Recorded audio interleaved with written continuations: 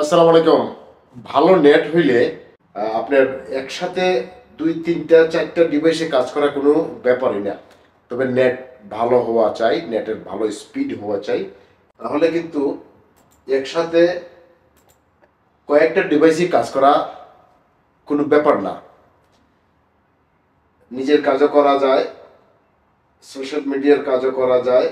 ভালো থাকলে, ভালো র্যামের থাকলে তাহলে সবকিছুই একসাথে করা সম্ভব। তবে ভালো কিছু করার চেষ্টা করবেন অবসরে।